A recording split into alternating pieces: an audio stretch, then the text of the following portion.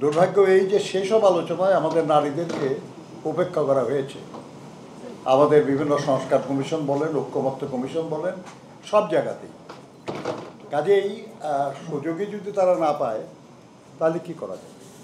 আর এটা যে সরকার করেছে তা না, বিভিন্ন রাজনৈতিক দলের যে ডেলিগেশন সেখানে গেছে, অংশ নিচ্ছে, তার মধ্যেই বা কয়জন নারী? কাজে এই অভিযোগ থেকে কেউ মুক্ত না। এই অভিযোগ মাথায় নিয়েই আসুন আমরা আলোচনা করি কীভাবে আমরা এটা পরিবর্তন আনতে পারি, কাঙ্ক্ষিত পরিবর্তন। এবং সে আকাঙ্ক্ষাটা মূলত আমাদের নারীদের আকাঙ্ক্ষাই হওয়া উচিত, আমাদের আকাঙ্ক্ষা না। আমরা 6/9 গণঅভ্যুত্থানে দেখেছি, তার মধ্যে দিয়ে বেশ কিছু নেতৃত্ব বের হয়ে এসছে। 90-এর ছাত্র গণঅভ্যুত্থানে আমরা দেখেছি, তার মধ্যে দিয়ে বেশ কিছু নেতৃত্ব বের হয়ে এসেছে। এবারের এই 24-এর যে জুলাই আগস্টের গণঅভ্যুত্থান, এর মধ্যে দিয়ে অনেক নেতৃত্ব বেরিয়ে এসছে, শুধু কেন্দ্রীয়ভাবে না, বিভিন্ন জেলায়, বিভিন্ন উপজেলায়, বিভিন্ন সংগঠনে, বিভিন্ন প্রতিষ্ঠানে। আমার বিশ্বাস এগুলেন আমরা যদি কাজে লাগাতে পারি তাহলে আগামী দিনের চ্যালেঞ্জ যেটা, সেটা মোকাবেলার জন্য আমাদের নিজেদেরই যোগ্যতা বাড়বে।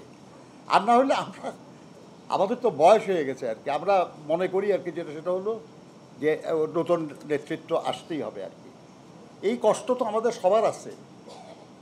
এই আমাদের এই সবাই আমার যাদের এই ছাত্র ভাই বোনদের নেতৃত্বে এই রাজনৈতিক দল, বিভিন্ন সামাজিক সংগঠন, শ্রমিক সংগঠন, সাংস্কৃতিক সংগঠন, সাধারণ মানুষ, তারা যদি লড়াই না করতো তো আমি তো এতদিন জেলে থাকতাম। যেটার জামিন জজ কোর্টও হবে না, হাইকোর্টের আগে না। আর ওটার আমার 18ই জুলাই অ্যারেস্ট করেছে, আমার পরবর্তী তারিখ দিয়েছিল 29শে সেপ্টেম্বর। মানে তার আগে জামিন না চাওয়ারও কোনো সুযোগ নাই।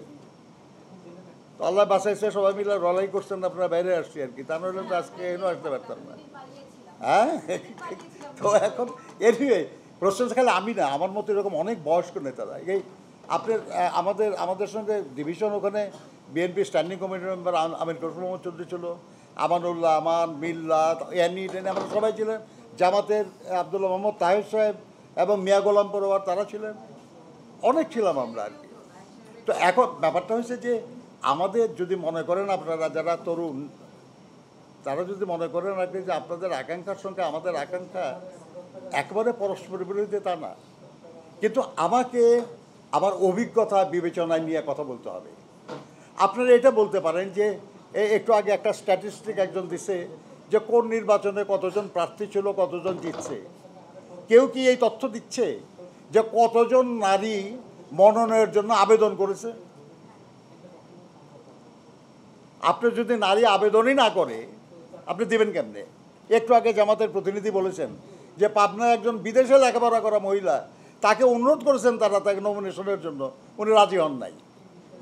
তো আপনাদের এই দাবিগুলির পাশাপাশি এটাও কি আপনাদের আগ্রহের মধ্যে বা অ্যাপ্রোচের মধ্যে থাকা দরকার না, যে নারীদেরকে উদ্দীপ্ত করা যাতে তারা নির্বাচনে অংশগ্রহণের জন্য উদ্যোগী হয়?